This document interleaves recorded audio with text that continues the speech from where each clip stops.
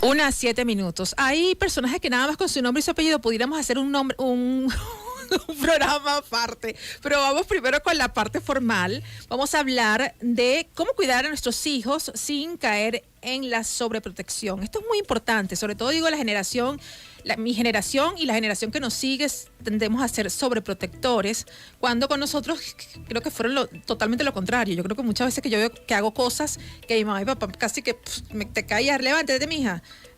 Agarra y mete en ese chorro y toma agua de ahí. O sea, uno era así. Ahorita nosotros somos medio sobreprotectores, pero la tarea de los padres no es fácil hoy día y no existe un manual que nos ayude a comprender o nos diga el ABC de nuestro rol. En la actualidad, los niños y adolescentes se desenvuelven en una sociedad muy movida, están expuestos a las redes sociales, las invitaciones a pijamadas, por ejemplo, reuniones o fiestas. Ay, Dios mío, eso nos dejan sin dormir. Son el día a día, y quienes no saben de esta experiencia, que los niños cumplan 13 años, 12 años, para que vean lo que es bueno. Ya de 12 años ya nos lo dirá nuestra entrevistada, empiezan con las pijamadas y todo esto.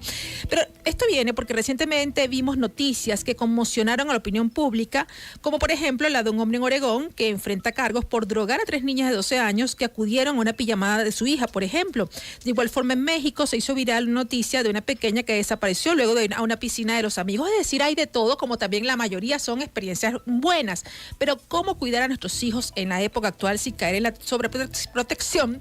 Estamos ya con la psicóloga familiar Hildamar La Chica. Hildamar, bienvenida. Esta es la primera vez acá en el programa, ¿verdad?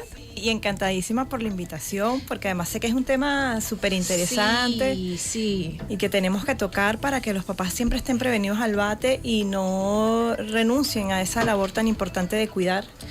A ver, y me encanta porque tú eres joven también, entonces sabes un poco más de lo que tienen que enfrentarse las madres jóvenes de tu edad, de 20, 30 años, desde los entre los tengo 43, ¿oíste? Ok, mira. No, Hildamar, ya no podemos seguir este programa ya.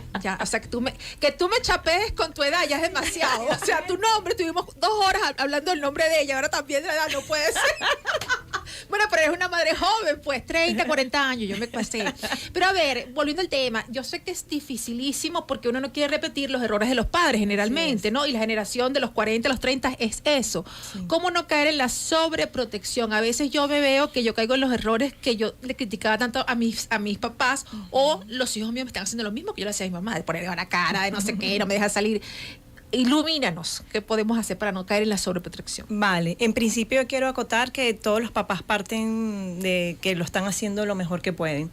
Sin embargo, a veces cuando vemos que nuestros hijos no están desarrollados en sus capacidades, que están inclusive retrasados en su desarrollo psicosocial, vemos niños que de pronto ya tienen edad para amarrarse las cuerdas del zapato y no lo hacen, sabiendo que nosotros conocemos que a esa edad tienen que hacerlo y están desfasados con relación a esos hitos del desarrollo. Uno tiene que decir, ya, ¿qué está pasando con mi crianza? Porque estoy haciendo todo lo que mi hijo puede hacer por sí solo. A eso hacemos referencia a la sobreprotección. Cuando no hacemos que nuestros hijos desplieguen esas capacidades acordes a su edad. Y por eso lo identificamos como una forma sutil de maltrato. Porque el legado más importante de los papás es procurar la máxima independencia de sus hijos, la autonomía, y cuando hacemos todo por los hijos, el mensaje, que yo sé muy bien que no es el que papá y mamá quieren dar, pero lo terminan dando, entre líneas es que, bueno, tú no eres bueno, no, yo lo hago mejor por ti. Uh-huh. Entonces siempre hay que estar como bien pendiente y por eso llamamos a esto una forma de maltrato, porque al final también los papás se evalúan sobre sus experiencias propias, y si no sanan sus propias experiencias, entonces empiezan a arropar más a los hijos y hacen que estos no se desarrollen adecuadamente. Y terminas desplegando un apego inseguro, porque al decirle que no pueden, pues el niño dice, bueno, pero es que mamá, y anteponemos nuestros miedos, por ejemplo, los papás que duermen con los hijos, por ejemplo. Entonces, no, bueno, es que pobrecito va a tenerle miedo a la oscuridad. A lo mejor no es el niño el que tiene miedo a la oscuridad, fuiste tú cuando eras pequeña, que le tuviste miedo a la oscuridad. Entonces, al final no estás conectando con tu hijo porque estás conectando con tus propios miedos, tus propios temores, y no conectas con las verdaderas necesidades de tu hijo. Yo creo que una de las grandes dudas de los padres, bueno, yo creo que no hay ningún manual, no viene con un manual de cómo ser papás, yo creo que eso uno lo va haciendo junto con el niño, pero en el caso de las salidas que estamos conversando, ¿cómo hacer eso? A partir de qué edad, según la experiencia que tienes en consulta, ya los niños hay que dejarlos salir solos. ¿Cómo se hace ese proceso de ir poco a poco ese destete? No solamente para el niño, sino también para el papá, que es lo que tú dices. Uno está como, ve las cosas, ay, mira, y si te pasa algo, no sé qué. ¿Cómo manejar, cómo comenzar? Muchos nos están escuchando quizá ahorita haciendo la cola para buscar a sus hijos. ¿Cómo comenzar de una manera que sea sana? Tanto para los hijos como los padres, ese proceso te voy a dejar salir. Sí, el acompañamiento de los papás siempre tiene que darse, sobre todo en la etapa adolescente, que es cuando piden salir solos. Uno tiene que cuidarlos desde la periferia. ¿Eso qué significa? Si va a ir a un cine, va a ir a comerse un helado, tú lo acompañas hasta quizás el negocio y te quedas por allí.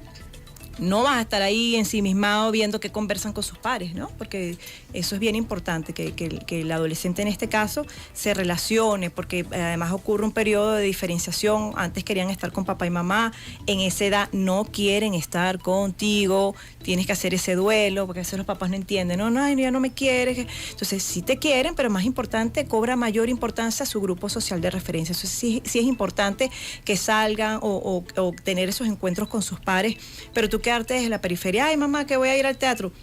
Usted va al teatro con ella, pero se siente en la fila de atrás. No va a estar ya morochado con sus hijos. Estamos hablando de qué edades. Mira, 11, 12 años ya pueden salir. También que, bueno, a veces tenemos una realidad social de que, bueno, a veces nos da miedo que salga por el tema, qué sé yo, de la inseguridad. Pero sí tenemos que entender que es muy importante que nuestros hijos socialicen. De hecho, a veces el entorno escolar lo menos que van es aprender, porque lo más importante es los vínculos que generan, la interacción que genera con sus pares. Y si nosotros no entendemos eso, le anulamos esta posibilidad de interactuar con el otro. Y obviamente uno de esos temas es el de las pijamadas, ¿no? Que creo que es bien importante tocarlo por las noticias que tú misma dijiste que habían salido recientemente, pero esto no es un tema nuevo, Laura. Realmente cuando nosotros no educamos a nuestros hijos, obviamente terminamos no confiando en ellos, y si bien no es que no tienes que dejarlo ir a pijamadas, sí entender que tienes que educarlo inclusive desde la sexualidad. A veces entendemos que la sexualidad implica genitalidad y es una visión reduccionista del tema. Sexualidad implica, por ejemplo, entender cuáles son mis partes públicas, cuáles son mis partes privadas, qué puedo permitir y qué no puedo permitir, cuáles son esas señales de alerta para que tu hijo sea el primero que recurra a ti en los momentos de mayor vicisitud. Y eso por lo que uno infiere, Ildamar, uno tiene que empezar, no el momento que el niño te pide el primer permiso, ¿no? Sino que sea parte de ya uno, cuando el muchacho tiene 10 años, 11 años, empezar como a hablar esos temas, de manera que cuando te toque, creo que a la mayoría de los papás que no quieren que sus hijos crezcan, creo que eso les cae a uno de sorpresa, o me equivoco. El tema de la sexualidad. Y de salir y de que ellos salgan y que se vean expuestos. Claro, pero fíjate, el tema de la sexualidad es un tema que se tiene que tocar desde que nacen, ¿sí? Insisto, no es genitalidad. Muchos padres creen que hablar de sexualidad es incitarlos a que tengan relaciones y nada, justamente es al revés. Lo estás protegiendo al hablar sobre las partes, cómo se llama, las partes del cuerpo, qué es lo que está permitido mostrar y qué no. Porque, por ejemplo, en la etapa adolescente hay mucho de copiarse de las redes sociales, de exponerse, y el adolescente particularmente no puede prever las consecuencias. El adolescente es todo de inmediatez. Entonces, cuando nosotros somos capaces de además tender ese escenario de confianza para que ellos nos cuenten, vamos a protegerlo y los vamos a blindar. Si queremos que nuestros hijos salgan solos, bueno, nosotros tenemos que irle enseñando cómo cruzar la calle. Es decir, hay unas precurrentes, unos comportamientos que anteceden esa primera salida, ¿no? Y a medida que van creciendo, los riesgos son distintos. Totalmente, ¿no? Y son más grandes también. Mientras más independiente sea el adolescente, bueno, está a merced, pero bueno, también hay que educarlos. Lo vas educando y vas soltando. Es que es una línea bastante delgada entre dejar ser, poner límites, pero también negociar. A esa edad es bien importante la negociación. Así es, y de eso precisamente quería hablar. Estamos hablando con la psicóloga familiar Ildamar La Chica sobre cómo cuidar a nuestros hijos sin caer en la sobreprotección. Vamos a escuchar un tema musical, pero al regreso, muy importante, la negociación. Quería que nos dijeras un poco en qué consiste negociar, cómo no dejar que de un lado y del otro se antepongan los sentimientos de sobreprotección por un lado y de rebeldía por el otro, y cómo llegar, qué consejos nos das para hacer lo más sano posible ese, creo que primer gran proceso de negociación entre un padre y un hijo, que es dejarlo salir al medio ambiente sin ningún tipo de protección, o por lo menos que no sea tan evidente. Vamos a escuchar un 1:21 de la tarde, estamos conversando con la psicóloga clínica Hilda Mar. Hilda es su nombre, Mar, su segundo nombre, la chica es su apellido, tenía que decirlo, doctor. Está bien, está bien. Me dice, ay, si supieras todas las historias que tengo, mi nombre y mi apellido. No, yo te comprendo, no, pero me encanta tu nombre. Doctora, bueno, psicólogo eres. Habíamos dejado en la pausa el tema de negociar con los hijos adolescentes. Bueno, ya empezamos a hablar que el fenómeno de salir a pijamada, de salir en general a partir de los 11, 12 años. Sin embargo, bueno, el estela o esa franja cuando en mi época, ya a los 23, yo estaba fuera de mi casa, pero esa adolescencia como que está más extendida, ¿no? Totalmente. Empieza antes, ya tú ves niños de 8 años respondones que tú dices, bueno, ¿qué pasó aquí? Y obviamente 20 y pico de años y todavía están con los papás. Bueno, un tema también por la economía.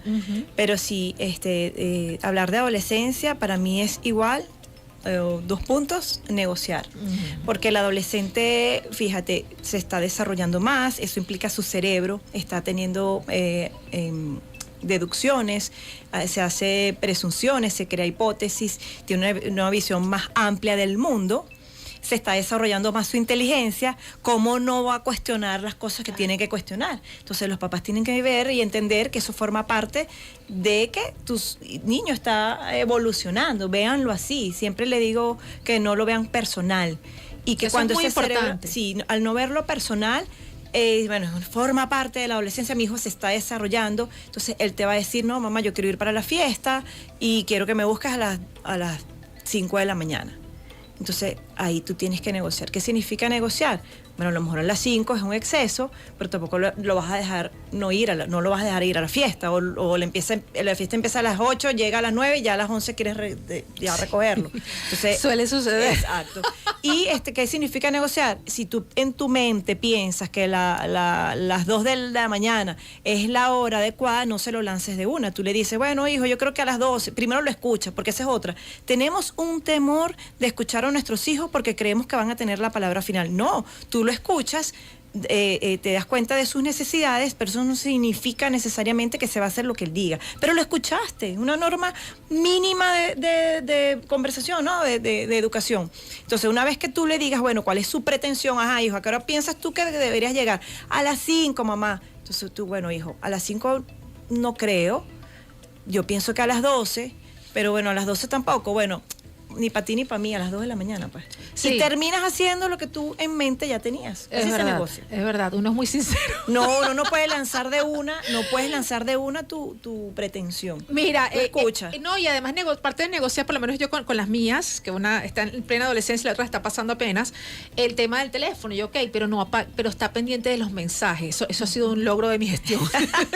Yo no importa, quédate, pero repórtate. O sea, cada 2 horas, mira, estoy aquí, mira, estoy bien. Por ejemplo. Esas cosas hay que decirle porque se olvidan. Y lo hace. Porque uno se olvidó y lo también. termina haciendo, sí, Ajá. ¿verdad? Porque sí, entonces sí. tú eres, bueno, yo no digo que eres permisiva, estás negociando con ella, para ti eso es importante, te suelto la cuerdita, pero ven acá, te reporta y fíjate cómo tu hija es feliz.